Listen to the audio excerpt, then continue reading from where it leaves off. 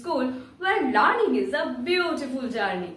আচ্ছা, আমরা তো প্রত্যেক দিন বিভিন্ন ধরনের ঘরের কাজ করে থাকি, কিন্তু যখন আমরা ইংলিশে সেগুলোকে বলতে যাই তখন কি সবটাই আমরা ট্রান্সলেট করতে পারি একেবারে পাই টু পাই? আজকের ক্লাসটা হচ্ছে ঠিক এই বিষয়টার উপরে। আমরা রোজই বলি খাচ্ছি, যাচ্ছি, জামা কাপড় ধুচ্ছি, তারপরে কি বলে সাবান দিয়ে হাত ধুচ্ছি। এই যে বিভিন্ন ধরনের ওয়ার্ডস বা এই যে সেন্টেন্সেসগুলো, এগুলো আমরা বাংলায় তো মানে জাস্ট এইভাবে বলে দিচ্ছি, কিন্তু যেহেতু আমাদের মাতৃভাষা তাই আমাদের বলতে কোনো অসুবিধা হচ্ছে না। কিন্তু যখন আমরা ইংলিশে বলতে যাচ্ছি, যেটা আমাদের মাতৃভাষা হয়তো নয়, সেরকম একটা ল্যাঙ্গুয়েজে যখন আমরা সেটাকে ট্রান্সলেট করতে যাচ্ছি তখন আমাদের অসুবিধা হচ্ছে বা আমরা বলে উঠতে পারছি না। এটা বেশিরভাগ বিগিনার লার্নার যারা থাকে তাদের ক্ষেত্রে তো ভীষণভাবে এই প্রবলেমটা হয়। আজকের ভিডিওটা বিগিনার বলে শুধুমাত্র নয়, সকলের জন্য আজকের ভিডিও, এবং প্রত্যেকটা ভিডিওই আমার প্রত্যেকটা স্টুডেন্টসের জন্য থাকে, প্রত্যেকটা ইংলিশ লার্নারের জন্য থাকে। তবে একটাই কথা বলবো, যারা বিগিনার লেভেলে রয়েছে তারাও এই ভিডিওটা খুব মন দিয়ে দেখো, কারণ হতে পারে এই সাধারণ যে সেন্টেন্সেসগুলো রয়েছে সেগুলো তোমরা বাড়িতে ইউজ করছো বাট তোমরা ইংলিশে ট্রান্সলেট করতে পারছো না। Welcome back to my channel Pratik E-Learning School, where learning is a beautiful journey, and if you want to be a part of this beautiful journey, then subscribe my channel and press the bell icon. এমন একটি channel যেখানে English খুব সহজভাবে শিখতে পারো তোমরা। চলো তাহলে এইবার ক্লাসটা শুরু করা যাক। আগে আমরা দেখে নিই। দেখো, নিত্যনৈমিত্তিক কাজের উপরই কিন্তু এই পার্টিকুলার ভিডিওটা আমি নিয়ে এসেছি। মন দিয়ে দেখো, এখানে আমার 4টে লেখা রয়েছে, বাকিগুলো কিন্তু রেস্ট অফ দ্য ভিডিওতে তোমরা দেখতে পাবে। সেই জন্য আমি সবসময় বলি ভিডিও কন্টিনিউ করে দেখো। 5 সেকেন্ড 10 সেকেন্ডের জন্য কোনো ভিডিও বানানো হয় না। যারা রিয়েলি শিখতে চাও পুরো ভিডিও কিন্তু দেখে যাও, আদারওয়াইজ স্কিপ করবে না। আচ্ছা, ফার্স্ট সেন্টেন্স কি রয়েছে? ফার্স্ট সেন্টেন্সে আমার রয়েছে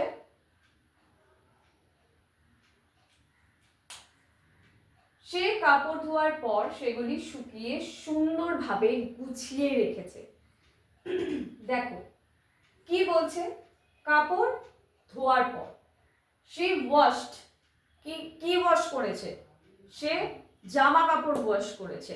আমরা অনেক সময় ধোয়া, শুকোনো এগুলো কিন্তু আমরা জানি, জানার পরেও আমরা অনেক সময় ইউটিলাইজ করতে পারি না, বলার সময় আমরা ভুল করি, মাথায় আসছে না, এই ধরনের প্রবলেম কিন্তু হয়ে থাকে। তাই অবশ্যই ট্রান্সলেট করার টাইমে কিন্তু আমাদের যে জিনিসটার উপর জোর দিতে হবে সেটা হচ্ছে ভোক্যাবুলারি, মানে ওয়ার্ডসের উপর। বোঝা গেল? সেটা বিগিনিং লেভেলের ওয়ার্ডসই হোক আর অ্যাডভান্স লেভেলের ওয়ার্ডসই হোক, ওয়ার্ডসের উপর জোর দিতেই হবে। যদি ইংলিশ শিখতে হয় ওয়ার্ডস কিন্তু জানতে হবে, তাই তো? চলো নেক্সট দেখা যাক কি বলছে। She washed and neatly arranged the clothes after drying. সে কি করেছে না কাপড় ধুয়েছে এবং সেগুলোকে শুকিয়ে সুন্দরভাবে গুছিয়ে রেখেছে। কি করছে না neatly arranged, সুন্দরভাবে গুছিয়ে রেখেছে। বোঝা গেল? ড্রাইং কি না শুকনো, বোঝা গেল? নেক্সট যাচ্ছি, সেকেন্ড যেটা রয়েছে সেটা কি রয়েছে, জিনিসগুলো সহজে খুঁজে পাওয়ার জন্য সে প্যান্ট্রির সামগ্রীগুলো সাজিয়েছে।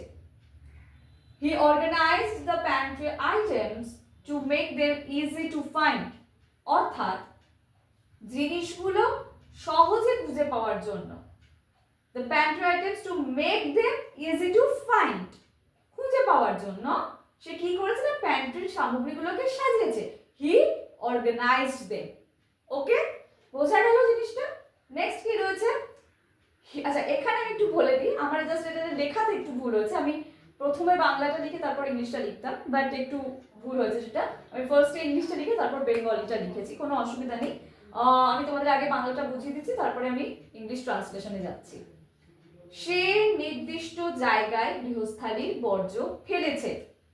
আরেকটা জিনিস বলি, ইংলিশে আমরা এই এফ এর উচ্চারণ করি, বাংলায় নয়। বাংলায় কিন্তু ফ নয়, ঠিক আছে? এটাও মনে রাখবে। He disposed all the household waste in the designated area. Designated area মানে কি? একটা নির্দিষ্ট জায়গা। ঠিক আছে, বোঝা গেল? নেক্সট কি বলছে? আমি খাবার তৈরি করার পর রান্নাঘর পরিষ্কার করেছি। I cleaned the kitchen.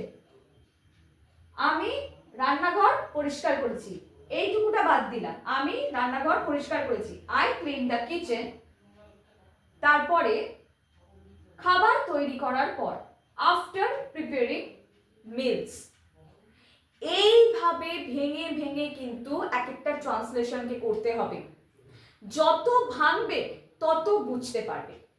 দেখো, আমি চেষ্টা করি সম্পূর্ণ গোড়া থেকে তোমাদের শেখানো, যে এই ভিডিও বা যারা এই ভিডিও দেখছো আলটিমেটলি তারা যেন হেল্প পাও। এটা আমার মূল মন্ত্র সমস্ত ভিডিওর ক্ষেত্রে। সেটা নেক্সট দেখো, আরো এই চ্যাপ্টার পরে অনেকগুলো সেন্টেন্সেস রয়েছে, চলো সেইগুলো একবার শর্ট করে আমরা দেখে নিই। এইখানে রইল তোমাদের জন্য কিছু সেন্টেন্স। এই সেন্টেন্সগুলো অ্যাজ অ্যান এক্সাম্পল দিলাম। এর আগে তোমাদের বুঝিয়ে দিয়েছি, এইগুলো ভালো করে বোঝো এবং চেষ্টা করো ক্লিয়ার করার। কোনো ডাউটস থাকলে let me no in the comment section. তাহলে আজকের মতন এই পর্যন্তই, দেখা হচ্ছে আবার পরবর্তী ভিডিওতে। ততক্ষণের জন্য ইংলিশ প্র্যাকটিস করতে থাকো এবং মন দিয়ে প্র্যাকটিস করতে থাকো, যাতে নেক্সট টাইম আরও ইমপ্রুভমেন্ট করতে পারো।